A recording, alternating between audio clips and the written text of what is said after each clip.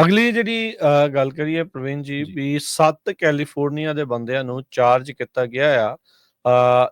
US ਦੀ history ਦੇ ਵਿੱਚ ਸਭ ਤੋਂ ਵੱਡੀ ਜਿਹੜੀ ਜਿਊਲਰੀ ਹਾਈਸਟ ਆ ਉਹ ਉਹਨਾਂ ਦੁਆਰਾ ਕੀਤੀ ਗਈ ਆ। ਜੀ। ਇਹਨਾਂ ਬੰਦਿਆਂ ਦੇ ਉੱਤੇ ਕਥਿਤ ਤੌਰ ਦੇ ਉੱਤੇ ਦੋਸ਼ ਆ ਵੀ $100 ਮਿਲੀਅਨ ਦੀ ਕੀਮਤ ਦੇ ਗੋਲਡ, ਡਾਇਮੰਡ, ਰੂਬੀਜ਼, ਐਮਰਲਡ ਤੇ ਮਹਿੰਗੀਆਂ ਜਿਹੜੀਆਂ ਘੜੀਆਂ ਆ ਇੱਕ ਬਖਤਰਬੰਦ ਟਰੱਕ ਦੇ ਵਿੱਚੋਂ ਉਹਨਾਂ ਨੇ ਚੋਰੀ ਜਿਹੜੀਆਂ ਉਹ ਕੀਤੀਆਂ ਸੀਗੀਆਂ। ਸਦਰਨ ਕੈਲੀਫੋਰਨੀਆ ਦੇ 7 ਬੰਦੇ ਉਹਨਾਂ ਨੂੰ ਇਸ ਮਾਮਲੇ ਦੇ ਵਿੱਚ ਹੁਣ ਚਾਰਜ ਕੀਤਾ ਗਿਆ ਹੈ। ਯੂਐਸ ਅਟਾਰਨੀ ਆਫਿਸ ਨੇ ਇਹ ਜਿਹੜੀ ਆ ਪ੍ਰੈਸ ਰਿਲੀਜ਼ ਜਾਰੀ ਕੀਤੀ ਹੈ। ਸੈਂਟਰਲ ਡਿਸਟ੍ਰਿਕਟ ਜਿਹੜੇ ਯੂਐਸ ਅਟਾਰਨੀ ਆਫਿਸ ਆ ਉਹਨਾਂ ਨੇ ਇਸ ਬਾਰੇ ਜਿਹੜੇ ਚਾਰਜਸ ਆ ਉਹ ਰਿਵੀਲ ਕੀਤੇ ਆ। ਇਹ ਜਿਹੜੀ ਚੋਰੀ ਆ ਇਹ ਹਾਈਸਟ ਆ ਉਹ 10 ਜੁਲਾਈ 2022 ਨੂੰ ਹੋਈ ਸੀ। ਇੰਡਾਈਟਮੈਂਟ ਦੇ ਹਿਸਾਬ ਦੇ ਨਾਲ ਬ੍ਰਿੰਕਸ ਦਾ ਜਿਹੜਾ ਇੱਕ ਟਰੱਕ ਆ ਉਹ ਇੰਟਰਨੈਸ਼ਨਲ ਜਿਊਲਰੀ ਸ਼ੋ ਜੋ ਕਿ ਸੈਨ ਮਟੇਓ ਦੇ ਵਿੱਚ ਸੀ, ਜਿਸ ਦੇ ਵਿੱਚ 73 ਬੈਗ ਦੇ ਵਿੱਚ ਮਿਲੀਅਨਸ ਆਫ ਡਾਲਰ ਦੀ ਜਿਹੜੀ ਜਿਊਲਰੀ ਪਈ ਹੋਈ ਸੀ ਉਹ ਕੈਰੀ ਕਰ ਰਿਹਾ ਸੀ।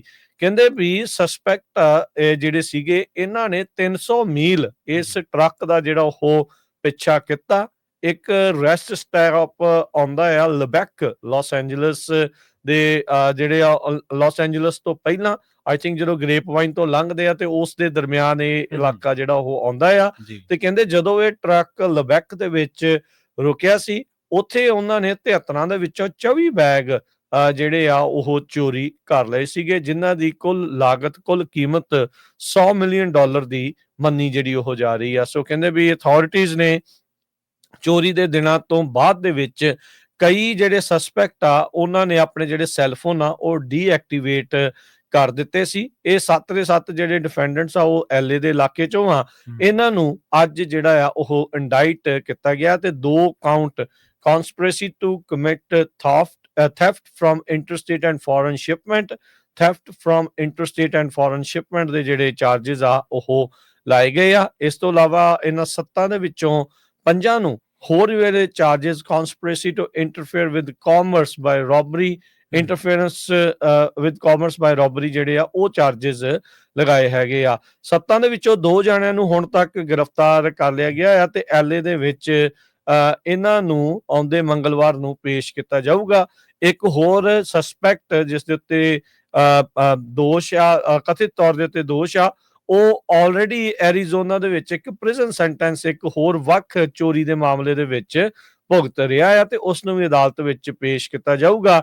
ਤੇ 4 ਜਣੇ ਅਜੇ ਵੀ ਭਗੌੜੇ ਨੇ, ਉਹ ਲੋੜਿੰਦੇ ਨੇ ਤੇ ਉਹਨਾਂ ਨੂੰ ਜਿਹੜਾ ਉਹ ਲੱਭਣ ਦੀ ਕੋਸ਼ਿਸ਼ ਕੀਤੀ ਜਾ ਰਹੀ ਆ। ਅਥਾਰਟੀਜ਼ ਇਹ ਵੀ ਮੰਨਦੀ ਆ ਵੀ ਇਹ ਜਿਹੜੇ ਚੋਰ ਆ, ਜਿਊਲਰੀ ਚੋਰ ਆ, ਇਹਨਾਂ ਦੇ ਜਿਹੜੇ 7 ਦੇ ਗਰੁੱਪ ਦੇ ਵਿੱਚੋਂ ਹੋਰ ਵੀ ਇਹਨਾਂ ਨੇ ਕਈ ਚੋਰੀਆਂ ਕੀਤੀਆਂ ਆ। ਸੈਮਸੰਗ ਇਲੈਕਟ੍ਰੋਨਿਕਸ ਇੱਕ ਹੋਰ ਕਾਰਗੋ ਸ਼ਿਪਮੈਂਟ ਦੇ ਵਿੱਚੋਂ ਮਾਰਚ 2022 ਚ ਵੀ ਇਹਨਾਂ ਨੇ ਚੋਰੀ ਕੀਤੀ ਆ, ਉਹ ਵੀ ਦੋਸ਼ ਇਹਨਾਂ ਦੇ ਉੱਤੇ ਲੱਗਦੇ ਆ। ਤੇ ਇੱਕ ਹੋਰ ਬਾਕਸ ਟਰੱਕ ਡਰਾਈਵਰ ਨੂੰ ਇਹਨਾਂ ਨੇ $57,000 ਦੇ air tags, Apple air tags ਆ ਉਹ ਵੀ ਜਿਹੜੇ ਉਹ ਚੋਰੀ ਕੀਤੇ ਸੀ। ਸੋ ਇਹਨਾਂ ਦਾ ਕਹਿ ਸਕਦੇ ਆ ਵੀ ਪੂਰਾ ਧੰਦਾ, ਪੂਰਾ ਪੇਸ਼ਾ ਹੀ ਜਿਹੜਾ ਏਦਾਂ ਚੋਰੀ ਚਕਾਰੀ, ਰੋਬਰੀਜ਼, ਬਰਗਲਰੀਜ਼ ਦਾ ਸੀਗਾ। ਤੇ ਹੁਣ 7 ਜਾਣਿਆਂ ਚੋਂ ਜਿਹੜੇ 3 ਫੜੇ ਗਏ ਆ ਤੇ 4 ਅਜੇ ਉਹਨਾਂ ਦੀ ਭਾਲ ਜਾਰੀ ਆ। ਜੇ ਦੋਸ਼ ਸਾਬਤ ਹੁੰਦੇ ਆ ਤੇ 20 ਸਾਲ ਦੀ ਸਜ਼ਾ ਇਹਨਾਂ ਨੂੰ ਹੋ ਸਕਦੀ ਆ। ਜੀ।